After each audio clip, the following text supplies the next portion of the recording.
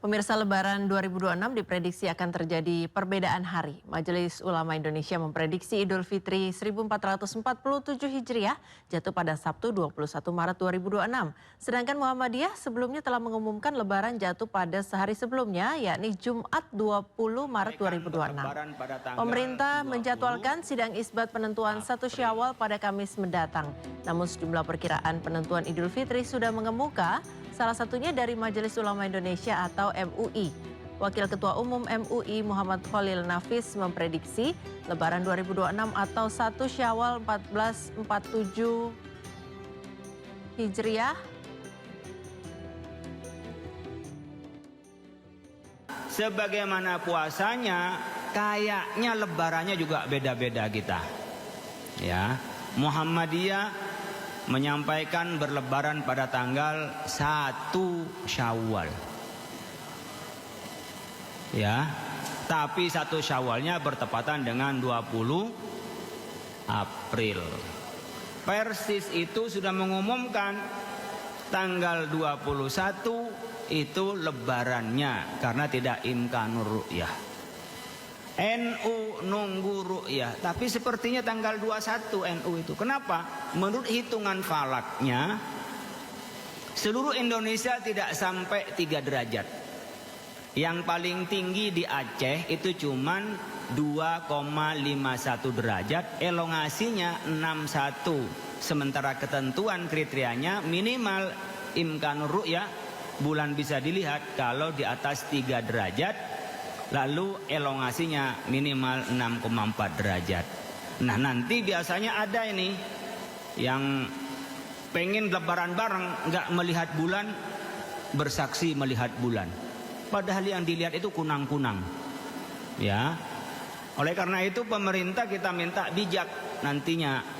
Sebagaimana tahun-tahun sebelumnya, serahkan saja. Ya, pemerintah kan bukan menetapkan berdasarkan kesepakatan orang-orang yang melihat. Kalau memang itu mengikuti metodenya, metode ru'yah, imkanur ru'yah sebagaimana kesepakatan Mabim, maka pemerintah ikutilah Mabim. Lebarannya 2.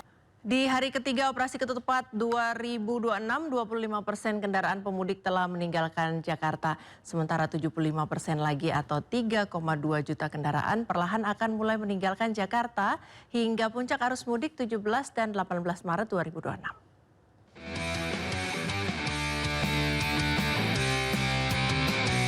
Arus mudik Lebaran 2026 sudah dimulai, sejumlah ruas jalan sudah dipenuhi kendaraan pemudik. Sementara itu, Kakor Lantas Polri Irjen Agus Suryo Nugroho menyebut pada hari ketiga operasi ketupat 2026 hingga Minggu sore, kondisi arus lalu lintas masih dalam taraf landai. Namun untuk mengantisipasi peningkatan arus lalu lintas, aparat kepolisian telah menyiapkan berbagai skenario rekayasa lalu lintas seperti kontraflow hingga buka tutup jalur. Nanti akan dilakukan parameter-parameter manajemen lalu lintas, baik itu one way dan kontraflow. Diawali dari kontraflow lajur 1 dengan parameter tadi sudah dijelaskan 5.500 1 jam berturut-turut kendaraan melintasi arah ke Transjawa. Yang kedua, 1 jam kedua berturut-turut 6.400 baru kontraflow lajur 2. Baru nanti kita akan eksekusi apakah harus dilakukan one way sepenggal tahap pertama. Hingga Minggu sore, 25% kendaraan sudah meninggalkan Jakarta, artinya ada 75% atau 3,2 juta pemudik akan keluar dari Jakarta, sementara puncak arus mudik diprediksi akan terjadi pada 17 dan 18 Maret mendatang. Operasi ketupat akan berlangsung dari 13 hingga 25 Maret mendatang. Dalam operasi ketupat 2026, aparat kepolisian tidak hanya ditempatkan di berbagai titik arus mudik, tetapi juga untuk memastikan keamanan dan keselamatan pemudik. Tim Liputan iNews melaporkan. Pemirsa, berhati-hatilah saat membeli tiket mudik. 10 calon pemudik di Pelabuhan Sampit, Kalimantan Tengah tertipu tiket palsu. Barcode tiketnya tidak terbaca sistem hingga terpaksa membeli tiket baru. Nasib malam dialami 10 calon pemudik tujuan Surabaya ini yang menjadi korban penipuan di Pelabuhan Sampit, Kota Waringin Timur. Tiket KM Kirana 3 yang mereka beli ternyata palsu. Penipuan terungkap saat korban hendak check-in di pelabuhan. Petugas tidak dapat memproses keberangkatan karena barcode tiket yang dikirim melalui pesan singkat WhatsApp tidak terbaca oleh sistem. Dari 10 korban, 7 diantaranya akhirnya terpaksa membeli tiket baru agar tetap bisa berangkat. Sementara 3 lainnya gagal berangkat sesuai jadwal. Ya, kan mau check-in katanya petugas di sini kan nggak bisa masuk. Pak, kalau boleh tahu beli tiketnya udah berapa lama, Pak? Sudah sekitar 2 mingguan. 2 mingguan. Harganya, Pak? Oh, ini 480.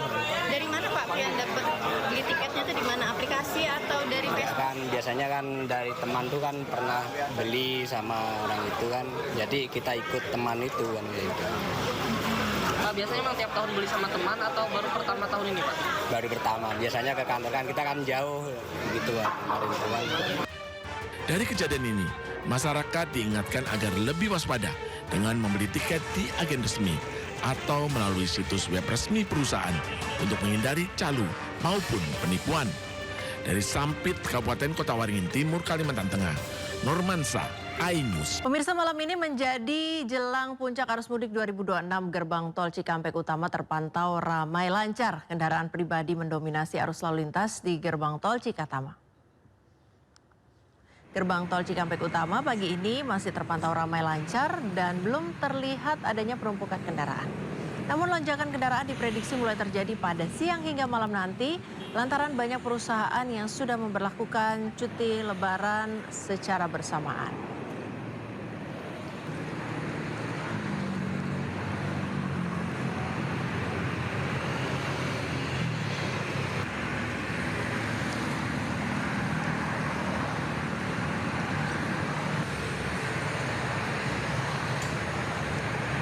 Pemudik di Pelabuhan Merak, Banten sejak pagi hingga siang ini masih normal. Pemudik yang menggunakan kendaraan pribadi, bus maupun penumpang perorangan belum menunjukkan antrean signifikan. Volume kendaraan pemudik yang keluar dari Jawa menuju Sumatera mulai meningkat di area Pelabuhan Merak, Banten. Sedikit meningkat dibandingkan minggu kemarin. Namun kendaraan para pemudik yang menunggu kedatangan kapal untuk menyeberang menuju Pelabuhan Bakauheni, Lampung masih terhitung normal. Kepadatan di Pelabuhan Merak diperkirakan baru akan berlangsung pada malam hingga dini hari. Untuk mengantisipasi kepadatan saat puncak arus mudik, ASDP bersama pihak kepolisian menyiapkan sejumlah skema pengaturan lalu lintas. Di antaranya adalah penerapan delaying system, buffer zone atau kantong parkir, dan single tiket.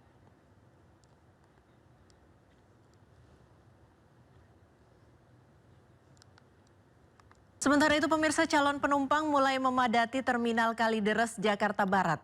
Mereka akan menuju kampung halaman, terutama tujuan Jawa Tengah dan Sumatera.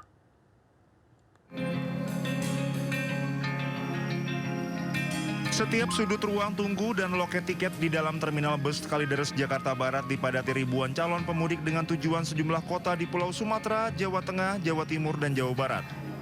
Tak hanya membawa keluarga dan teman, para calon pemudik ini juga membawa barang bawaan yang cukup banyak dan berukuran besar. Miranda, salah satu calon pemudik tujuan Palembang, baru bisa pulang kampung lantaran baru mendapatkan cuti libur dari tempat kerjanya. Ia mengeluhkan kenaikan harga tiket sekitar 40% dari Rp500.000 menjadi Rp750.000. Harga tiketnya seperti apa, Mbak? Udah naik belum? Udah naik, udah melonjak naik ini. Dari berapa ke berapa? Ini dapat tiketnya harga 750. 750. Sebelumnya emang kalau hari biasa berapa tuh, Mbak? Hari biasa 550 lah, sekitar segitu. Naik berapa tuh, Pak? 200 apa? Ya, naik 200,5 lah. Ini keberatan nggak, Pak, dengan kenaikan harga ini? Ya lumayan sih buat kita yang mau pulang kampung mah. Sementara Kepala Terminal Kalideres, Nur Prasetyo, mengungkapkan terjadi peningkatan 40% penumpang dibanding hari biasa. Lebih dari 1.700 calon pemudik sudah diberangkatkan. Di mana data kemarin di H-7 terpantau sudah 1.779 orang yang berangkat melalui Terminal Bus Kalideres. Pemudik rata-rata tujuannya paling banyak itu ke Jawa Tengah, berikutnya itu ke Sumatera, lalu ke Jawa Barat.